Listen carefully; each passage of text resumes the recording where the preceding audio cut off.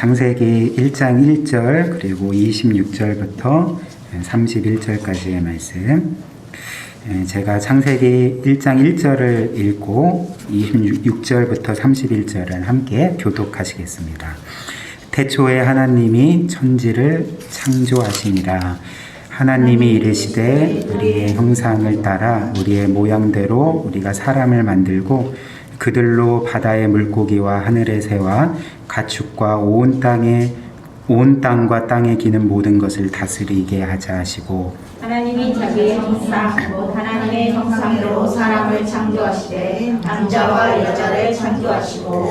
같이 읽겠습니다. 하나님이 그들에게 복을 주시며 하나님이 그들에게 이르시되 생육하고 번성하여 땅에 충만하라. 땅을 정복하라. 바다의 물고기와 하늘의 새와 땅에 움직이는 모든 생물을 다스리라 하신다. 아멘.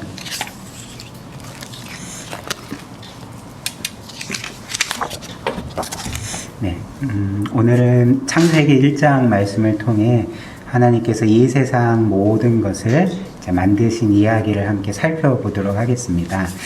제가 지난달 어린이 주일에 어린이 설교를 했는데요. 한 달에 한 번씩 저희 교회에 있는 어린 친구들을 위해서 이렇게 어린이 설교를 하려고 합니다. 그래서 창세기부터 이제 요한계시록까지 한번 그 설교를 통하여서 우리가 살펴보기를 원하는데요. 네, 그래서 아무튼 뭐 노력은 하는데 네, 이렇게 좀 전환이 안 돼서 어린이 설교를 하면 목소리도 좀 이렇게 발랄하고 귀엽게 해야 되는데 아무튼 좀 노력을 해보도록 하겠습니다. 네, 모든 것에는 시작이 있죠. 그래서 사실 생각을 해보면 지금 미서가 11살 4학년인데 미서가 처음 시작된 그 시점, 그러니까 갓난아기로 태어났을 때가 있을 거예요. 11년 전이죠.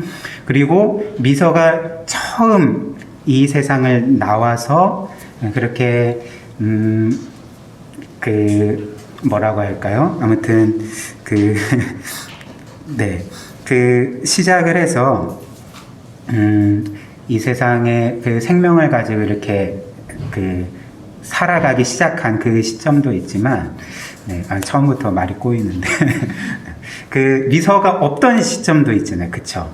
그러니까 11년 전에는 미서가 아주 갓난 아기였고, 그 전에는 물론 이제 엄마 뱃속에 있었겠지. 근데 엄마 뱃속에 없던 때도 있잖아요, 그쵸? 그러니까 이 세상의 모든 것들이 이와 마찬가지인 것 같아요. 이 세상 모든 것들도 가장 처음 모습일 때가 있었고, 그것이 없을 때도 있었어요. 좀 어렵지만. 그런데 이 세상 모든 것들이 그렇다면 이 세상 자체도 가장 처음일 때가 있고, 그리고 이 세상 자체가 없을 때가 있었잖아요. 그래서 오늘 이 성경이 우리에게 이 세상이 가장 처음 모습이었을 때, 그리고 이 세상이 존재하기도 전의 이야기를 우리에게 알려주는 거예요. 그때 일어난 일이 뭐였냐면 오늘 우리가 읽은 창세기 1장 1절 말씀처럼 태초에 하나님이 천지를 창조하시니라. 여기서 태초는 가장 처음, 이 세상에서 가장 처음 그때를 가리켜서 태초라고 말하는데, 이제 태초에 하나님이 이 세상 모든 것들을 만드셨다라고 우리에게 알려주고 있어요. 그러면 이런 점이 궁금해지잖아요. 하나님이 가장 처음 그때에 이 세상 모든 것들을 만드셨다면 하나님은 누가 만드셨을까? 혹시 궁금해 본 적 있으세요? 없어요? 그렇죠. 근데 오늘 한번 궁금해 해보세요. 하나님은 이 세상 모든 것들을 만드시면 하나님은 누가 만드셨을까? 하나님이 낳은 부모는 누굴까? 되게 궁금하잖아요. 그런데 성경에 따르면 하나님은 이 세상 모든 것들을 만드셨지만 하나님을 만든 사람은 없어요. 하나님을 낳은 부모도 없어요. 그러면 여러분이 생각하기에 하나님은 아빠 엄마도 없고 너무 불쌍하다 이렇게 생각할 수 있겠지만 전혀 그렇지 않아요. 하나님은 사실 시작도 없고 끝도 없는 이제 원래부터 계신 분이세요. 어떻게 원래부터 있을 수가 있어 라고 생각할 수 있겠지만 하나님은 원래부터 계신 분이에요. 이게 사실 우리의 머리로는 도저히 이해가 안 되지만 어떤 면에서는 이게 이해가 안 되는 게 당연하거든요. 왜냐하면 하나님은 하나님이시기 때문에 사실 우리가 도저히 이해할 수 없는 것이 당연한 일이라는 거예요. 예를 들면 만약에 그 땅을 기어다니는 개미나 아니면 날아다니는 파리가 우리 사람에 대해서 다 이해할 수 있을까요? 없잖아요. 근데 만약에 개미나 파리가 우리 화장실에도 정체불명의 날파리가 있잖아. 그 날파리가 우리 사람에 대해서 미서에 대해서 또 인정에 대해서 우정에 대해서 다 알고 있다면 그 파리는 사실 파리가 아닐 거야. 그렇잖아. 그러니까 이렇듯이 우리도 만약에 하나님을 다 안다. 정말 모르는 것 하나 없이 하나님에 대해서 다 알고 있다 그러면 사실 곧바로 그 하나님은 하나님이 아니시게 되는 거예요. 그래서 하나님은 사실 우리와는 비교도 할 수 없는 말 그대로 하나님이시기 때문에 우리가 이해할 수 없는 게 당연하고 또 그분이 행하시는 모든 일들을 우리가 알 수 없는 게 지극히 당연하다는 거예요. 그래서 어찌됐든 우리의 머리로서는 이해할 수 없지만 하나님은 그분을 만든 사람도 없고 그분을 낳은 아빠 엄마도 없지만 원래부터 영원전부터 계셨고 그리고 하나님은 그 한 분이시지만 이상하게 들릴 수도 있겠지만 한 분으로 계시지 않고 아버지와 아들과 성령 하나님 세 분으로 계신 거예요. 그러니까 이것도 이해가 안 되잖아요. 사실 여러분들 무슨 음식 좋아하는지 모르겠지만 그 교회 건너편에 중국집 가서 목사님이 그 사장님 짜장면 한 그릇 주세요 라고 했는데 사장님이 짜장면 3그릇을 갖고 온 거예요. 그래서 저는 짜장면 한 그릇 시켰는데 왜 3그릇 갖고 오셨어요? 하니까 우리 가게에서는 한 그릇이 3그릇이고 3그릇이 한 그릇이에요. 이렇게 말하면 이상하잖아. 근데 우리가 도저히 이해할 수 없는 거잖아. 그런데 하나님은 성부, 성자, 성령, 즉 아버지, 아들, 성령 하나님으로 세 분으로 계시면서 한 분으로 계셨다라고 성경이 우리에게 말씀해 주고 있기 때문에 우리로서는 이해할 수 없어도 하나님이시니까 가능하지라고 이제 믿고 고백하는 거예요. 그런데 그 하나님이 어찌됐든 영원 전부터 서로 사랑하고 서로를 기뻐하고 교제하시다가 어느 때에 하나님이 자신이 사랑하고자 하는 또 어떤 것을 만들기로 계획하셨던 거예요. 그게 무엇일까요? 바로 우리와 이 세상 모든 것들을 만드시기로 계획을 하신 거예요. 그래서 하나님께서는 오늘 말씀과 같이 가장 처음에 태초에 하나님이 천지 만물을 이 세상 모든 것들을 창조하셨느니라 라고 이렇게 말씀을 하신 거죠.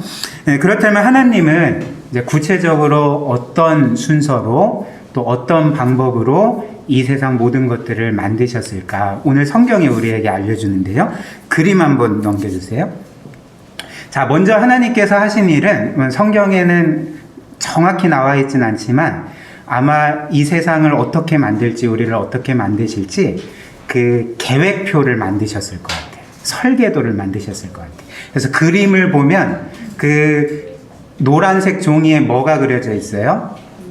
은하계도 그려져 있고 구름도 그려져 있고 산도 그려져 있고 또 뭐가 그려져 있을까? 물고기도 새도 여러 가지가 그려져 있잖아요. 그래서 하나님은 영원 전에 이 세상을 이런 모습으로 우리를 이렇게 만들어야 되겠다. 이제 계획을 세우시고 시간이 시작되는 그 가장 처음에 그 계획대로 이 세상 모든 것들을 만드신 거예요. 그래서 이제 가장 처음에 하신 일이 뭐냐면 먼저 시간과 공간이라는 끝도 알 수 없는 아주 큰 빈 공간을 만드신 거예요. 그리고 그 빈 공간에다가 저기 설계도에 그려 놓으신 것처럼 이제 하나하나를 그 빈 공간에 채워 넣으신 거예요.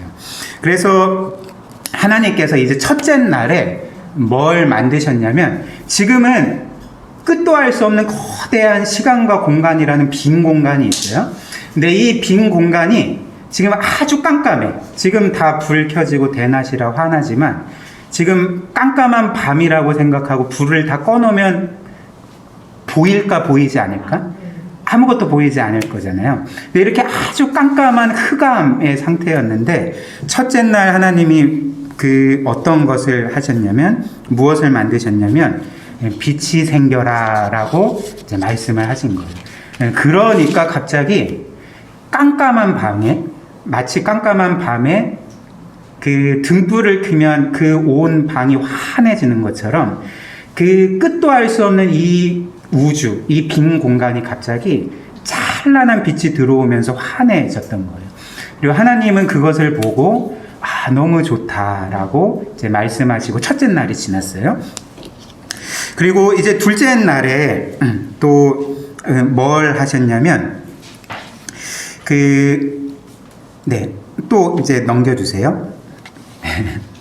그 둘째 날에 하나님께서 뭘 하셨냐면, 당시 하나님께서 이 우주라는 빈 공간에 빛을 만드시고 거기에 이제 지구, 우리가 밟고 사는 그 지구를 만드셨는데, 그 당시 지구는 지금 모습이 아니라, 지금 뭐 하나님이 어떤 것도 만드시지 않았잖아요. 그러니까 그 지구가 어떤 상태였냐면 그 거대한 물로 뒤덮여 있었던 상태였어요. 그러니까 한번 머릿속으로 상상을 해보세요. 지구가 있고 모든 그 지구의 그 표면을 거대한 물이 덮고 있었던 거예요. 그러니까 생각을 해보면 이 세상 모든 곳이 다 바다라고 생각하면 돼요.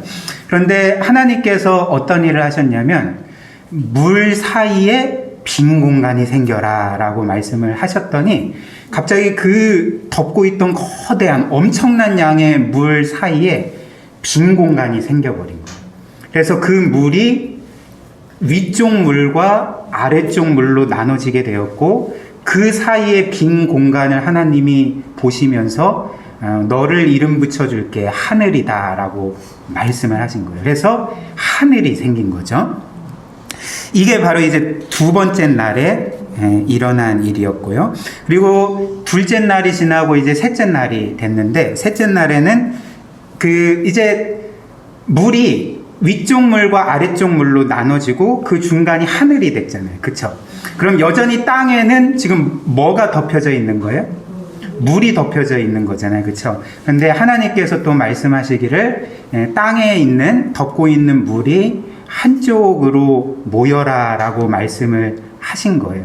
그 말씀에 따라서 그 거대했던 물이 한쪽으로 이렇게 쏠리기 시작했는데, 이렇게 모이기 시작했는데, 그렇다면 물이 빠져나간 곳에는 뭐가 드러날까?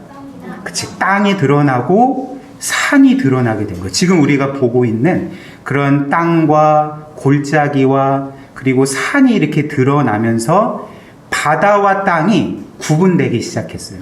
그래서 하나님은 그 물이 빠져나간 곳을 이제 땅이라 부르셨던 거예요. 그리고 그 땅에 하나님이 명령하시기를 땅은 나무와 풀과 꽃을 내라 라고 말씀하셨더니, 신기하게 아무것도 없던 땅에 갑자기 나무가 솟아나게 되고 풀이 싹 트고 자라게 되고 꽃이 나게 되고, 그래서 온 땅이 아름답게 온갖 나무와 풀과 꽃으로 그렇게 뭐라고 할까요? 장식되게 된 거예요. 그러니까 너무나도 생각을 해보면 아름다운 풍경이잖아요. 그래서 하나님은 이 모든 것을 보시고 또 너무 좋다라고 말씀을 하셨어요.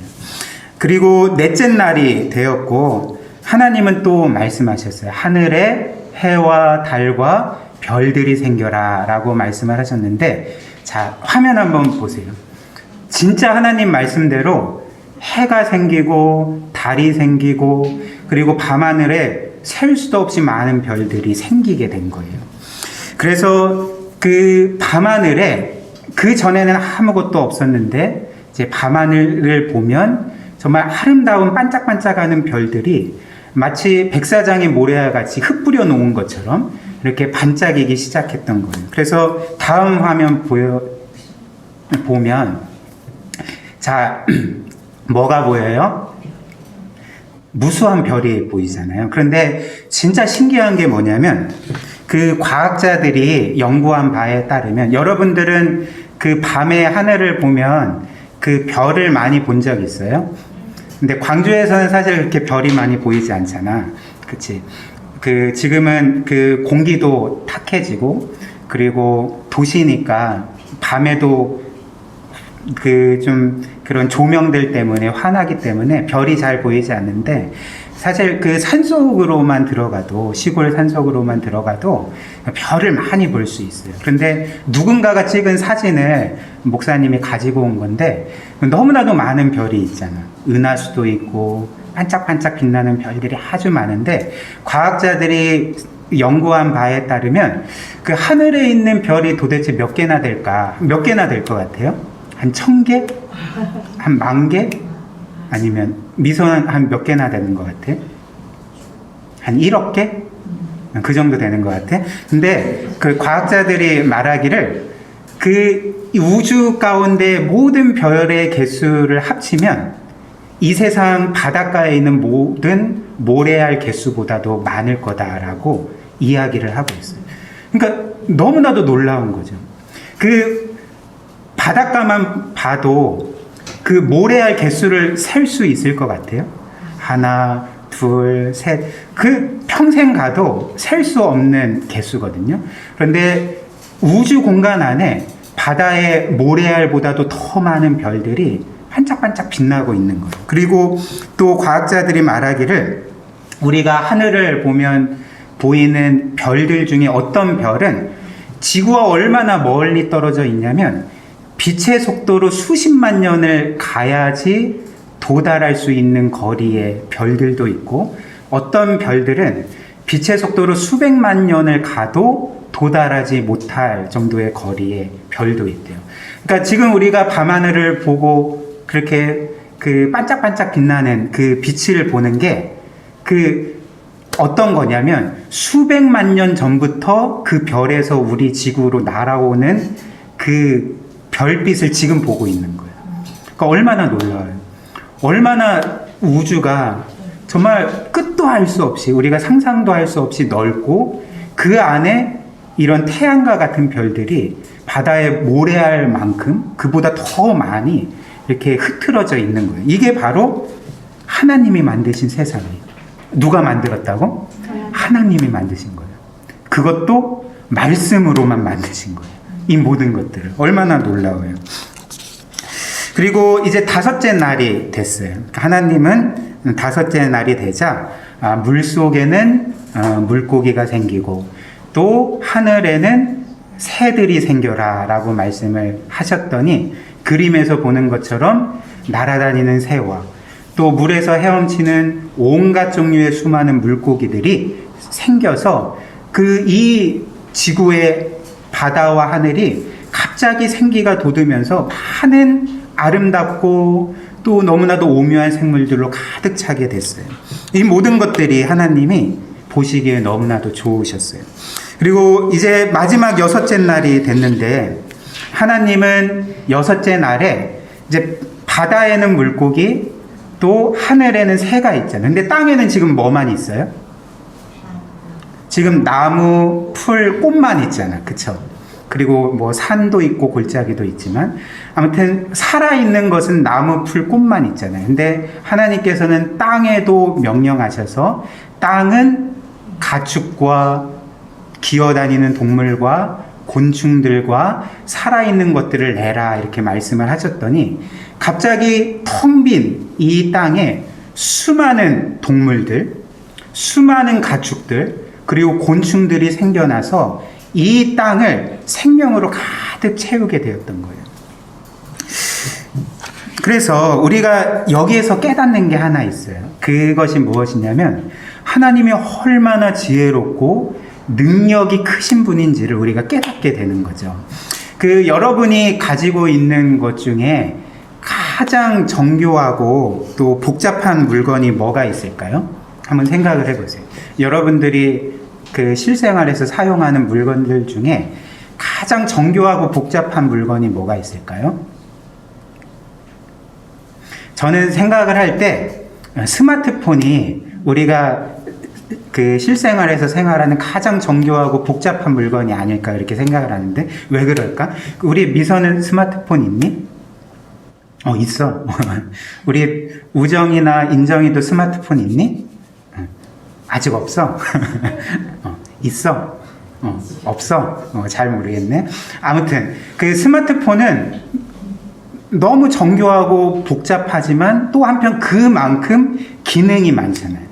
전화도 받을 수 있고 카톡도 할 수 있고 사진도 찍을 수 있고 또 뭐도 할 수 있을까? 컴퓨터처럼 인터넷도 할 수 있고 게임도 할 수 있고 정말 스마트폰으로 지금 시대에 할 수 없는 것보다 할 수 있는 게 훨씬 더 많은 것 같아.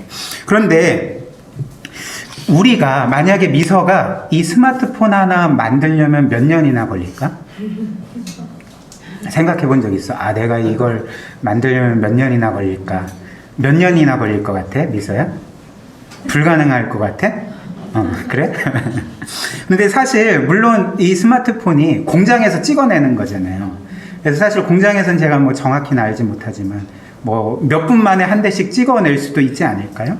그런데 사실 공장에서 몇 분 만에 스마트폰 한 대를 찍어낼 수 있지만 엄밀히 말하면, 엄밀히 생각하면 이 스마트폰 하나를 만들기 위해서는 수년이 걸리는 거죠. 연구하고 개발하고 그래서 공장을 차리고 그 스마트폰을 만들기까지 수년이 걸리는 작업이 되는 거예요. 그런데 사실 그 또 어떻게 생각해 보면 그 정도가 아니라 그러면 왜 100년 전에는 스마트폰이 없었을까? 왜 조선시대, 고려시대, 그리고 고구려 시대에는, 고조선 시대에는 왜 스마트폰을 만들지 못했을까? 왜 그럴 것 같아, 미서야? 그렇지. 과학이 발전되지 않아서 그렇지. 그러니까 어떤 면에서는 이 스마트폰을 만들기 위해서는 수천 년의 세월이 걸린 거야, 지금까지. 사람이 계속 과학과 기술이 개발되고 그 기술이 쌓이면서 결국에는 이 스마트폰을 만들게 됐잖아요. 그런데 이거 아세요? 우리가 갖고 있는 물건 중에 이 스마트폰이 가장 정교하고 복잡하고 이 시대의 모든 과학과 기술이 이렇게 집약되어 있지만 그거 아세요?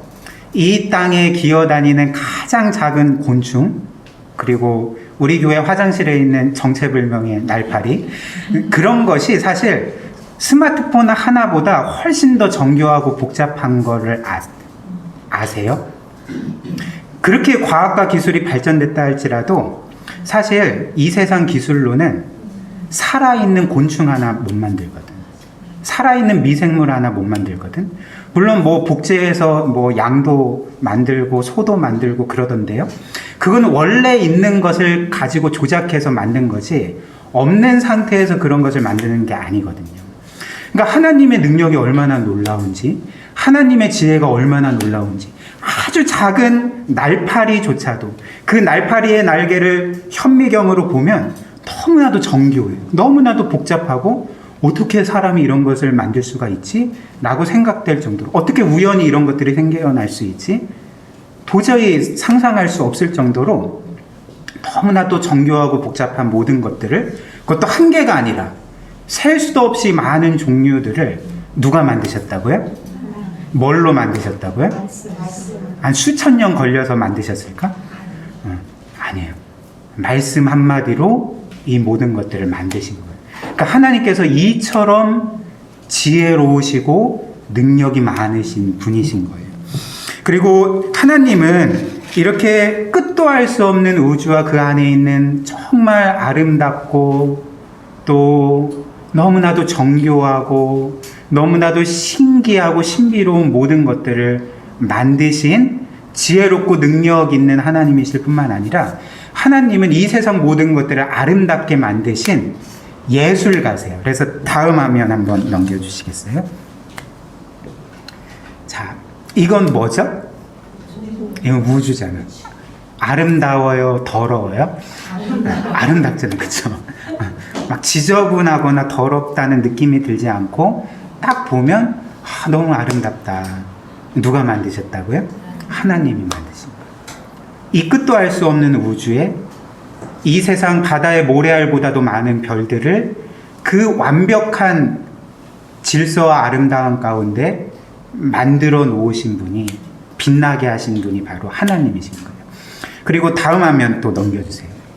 자, 이런 아름다운 산, 목사님 정말 너무 가고 싶은 곳인데 아마 알프스 같아요.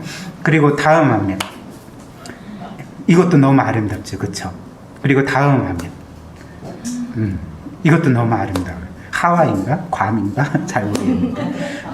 그리고 다음 화면, 이것도 너무 아름답잖아요, 그쵸? 나이아가라 폭포인데, 이런 거를 과연 사람이 만들 수 있을까? 결코 만들 수 없거든요. 하나님이 이렇게 너무나도 위대한 자연을 만드셨을 뿐만 아니라 이 모든 것을 아름답게 만드신 거예요. 이 모든 아름다움이 누구의 아름다움일까? 하나님의 아름다움. 그러니까 하나님이 아름다우시기 때문에 이런 아름다운 우주와 모든 자연 만물을 만드실 수가 있으셨던 거예요. 자, 그렇다면 하나님께서 이렇게 우주도 만드시고 그 안에 해와 달과 무수히 많은 별들도 만드시고 지구 안에 있는 산과 강과 바다와 그 안에 있는 모든 살아있는 생명들도 만드셨는데, 그렇다면 하나님이 이제 이 세상 모든 것을 만드신 일이 다 끝났을까? 다 끝났을까요? 그렇지 않아요. 다 끝난 게 아니에요. 하나님께서는 이 모든 것을 만드시고 최고의 것을 마지막에 남겨두셨어요. 그게 뭘까요? 어떻게 알았어, 미소야? 와, 대단한데. 사람을 남겨두셨어요. 그래서 그 다음 화면 넘겨주세요. 자, 이걸 까먹었네. 하나님이 이렇게 아름다우신 분이, 이런 얼룩말 너무 멋지지 않아요? 그리고 다음 화면. 하나님이 이런 개라고 하면 안 되지. 강아지도 만드셨어요. 이 모든 아름다움이 하나님의 아름다움. 우리를 행복하게 만드시기 위해서 이 모든 것을 만드신 거예요. 다음 화면 넘겨주세요. 그래서 하나님은 이 모든 것을 만드시고 마지막에 최고의 것을 남겨두셨는데, 우리 미서가 잘 말한 것처럼 사람을 마지막까지 남겨두시고 마지막에 이 사람을 만드신 거예요. 그런데 하나님께서 사람을 만드실 때는 좀 특별하게 만드셨거든요. 오늘 우리가 본 창세기 1장 26절에 나와 있는 것처럼 하나님은 사람을 만드실 때에 하나님의 형상과 모양대로, 즉 하나님을 닮은 모습으로 사람을 만드신 거예요. 그렇다면 이 세상에 하나님을 닮은 것은 누구밖에 없을까? 사람밖에 없는 거예요. 그래서 하나님께서 사람을 자기의 형상과 모습대로 만드신 것, 하나님을 닮게 만드신 것은 그럼 무슨 뜻일까? 그게 뭘 의미할까? 우리가 궁금해할 수 있잖아요. 근데 하나님께서 우리를 자신을 닮도록 만드셨다는 것은 우리를 하나님의 자녀로 만드셨다는 의미인 거예요. 하나님의 아들과 딸로 만드셨다는 거예요. 여러분은 이 세상에서 누구를 가장 닮았나요? 우리 대제 어린이는 누구를 가장 닮았어요? 누구를 닮았어요? 옆집 아저씨? 옆집 엄마를 닮으면 큰일 나는 거야, 그치? 미선은 누구를 가장 닮았어요? 그쵸, 아빠 엄마를 가장 닮았잖아, 그치? 응, 아빠를 닮았어? 아빠 엄마를 가장 닮았어.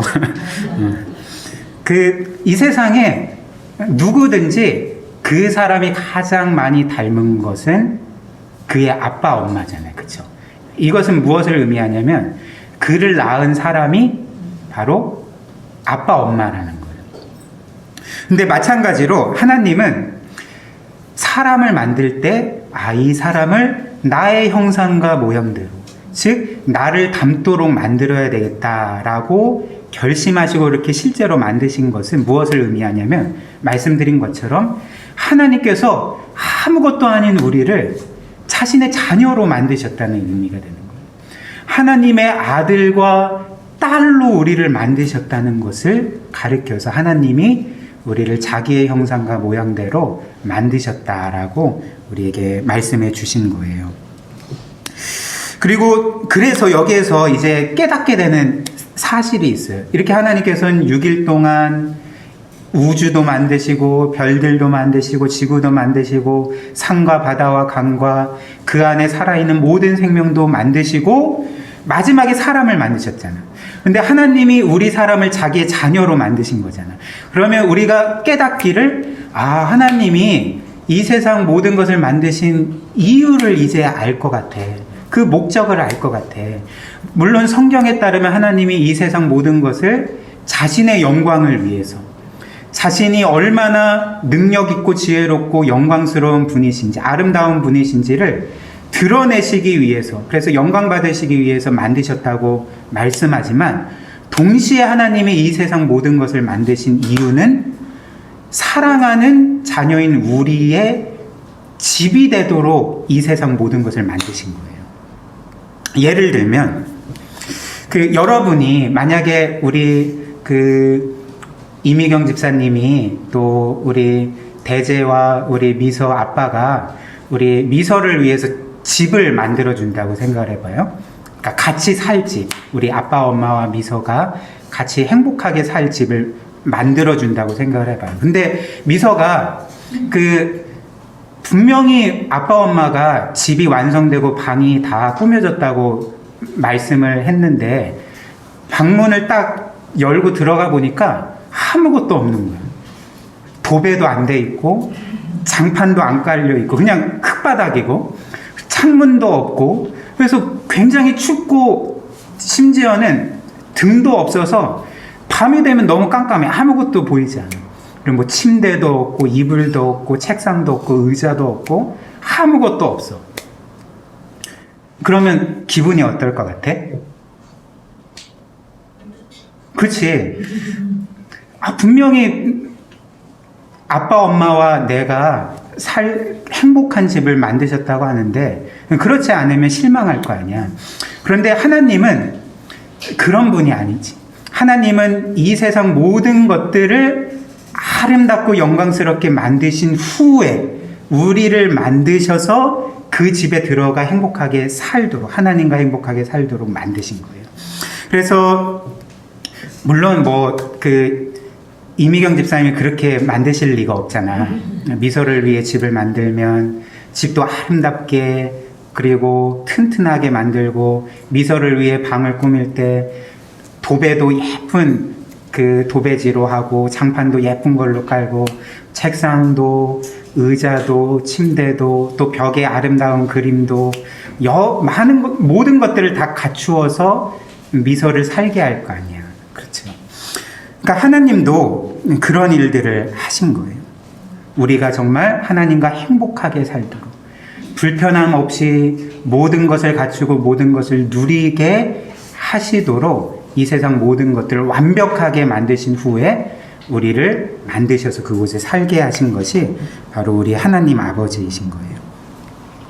그런데 이처럼 하나님이 아무것도 아닌 우리를 사랑하시지만, 사실 성경 이제 이후의 이야기를 보면 하나님의 사랑 이야기는 이게 끝일까 아닐까?